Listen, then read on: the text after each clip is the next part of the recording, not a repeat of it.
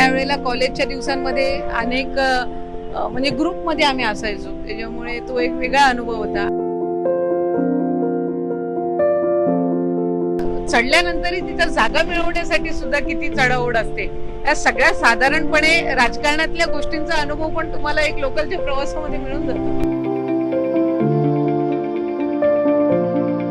कॉलेजमध्ये किंवा आपल्या येणार आता आतापर्यंत कधी विदाउट तिकीट प्रवास केलाय का, आणि केला असेल त्यातला काही गमतीशीर प्रकार माहिती? तो एक वेगळा अनुभव होता. आजचा एक वेगळा अनुभव.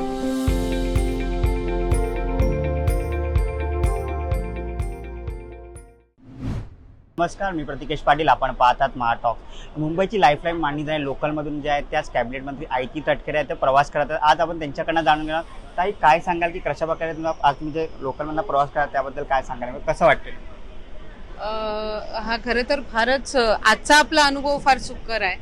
मला आठवते मी कॉलेजच्या दिवसांमध्ये ज्या वेळेला प्रवास करायची त्यावेळेला चढणं हाच एक मेजर खरं टास्क असायचा.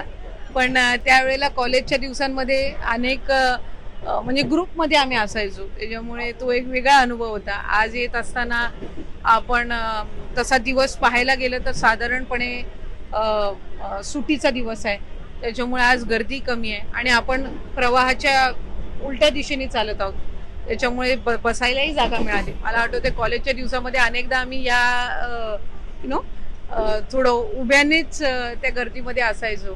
सो लोकलनी प्रवास करणं हा नेहमीच एक वेगळा अनुभव असतो. मला असं वाटतं की आयुष्यातला सर्वात महत्त्वपूर्ण म्हणजे त्या एका प्रवासातही बरंच काही शिकण्यासारखं असतं. आपल्याला एखादी गोष्ट मिळवण्यासाठी किती धक्काबुक्की करावी लागते आणि बसल्यानंतरही तिथं चढल्यानंतरही तिथं जागा मिळवण्यासाठी सुद्धा किती चढाओढ असते. या सगळ्या साधारणपणे राजकारणातल्या गोष्टींचा अनुभव पण तुम्हाला एक लोकलच्या प्रवासामध्ये मिळून जातो.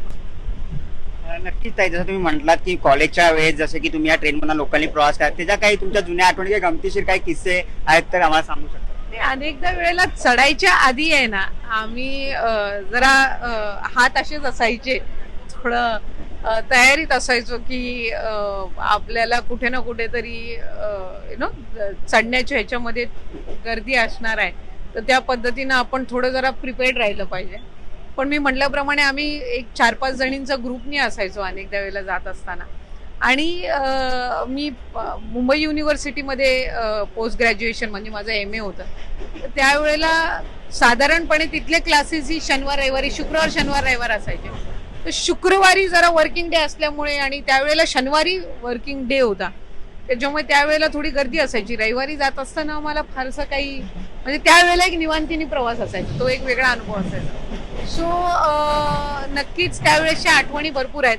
मी बऱ्याचशा वेळेला जात असताना आम्ही बघायचो की महिला ज्या आहेत या त्यांच्या घरातलं सुद्धा काम जे असेल, एखादीला विणकामाची आवड असेल तर त्या ट्रेनमध्ये बसून करायचं असायच्या. संध्याकाळी जात असताना ज्या वेळेला यायचं त्यावेळेला एखादी भाजी जर त्यांनी मार्केटमधून घेतली असेल, कोथिंबीर असेल, तर ते निवडण्याचं काम सुद्धा चालू असायचं.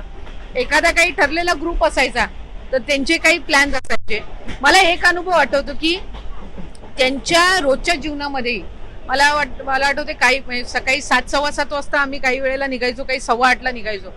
सो बऱ्याचशा महिला या डबा घेऊन यायच्या आणि त्यांचे प्लॅन्स असायचे की दुसऱ्या दिवशी आपण डब्यात काय आणायचं. आणि दॅट वॉज रिअली म्हणजे एक अमेझिंग हे होतं की तुमच्या घरातल्या सगळ्या कामकाज करून जबाबदारी आटपून पण स्वतःची आवड कशी जपणं त्या बारीक सारीक गोष्टी त्यावेळेला जवळून अनुभवायला मिळाल्या. सो तो एक वेगळा अनुभव होता. आजचा एक वेगळा अनुभव.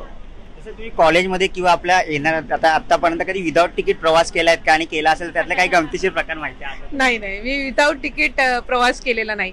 त्यावेळेला करत असताना पास असायचा.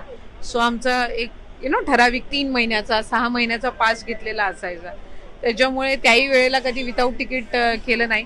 आणि मला असं वाटतं की मी जेवढ्यांदा प्रवास करीन त्यावेळेला तरी माझ्याकडून तरी विदाउट तिकीट प्रवास होणार नाही. पण मी अनेक असे बघितलेले आहेत मित्रमैत्रिणी जे विदाउट तिकीट त्यांना प्रवास करायला लागायचा. मग जरा TC मॅनेज करायचं, काही वेळेला परिचय असायचा त्यांचा, कारण ते रोजचे असायचे त्यामुळे.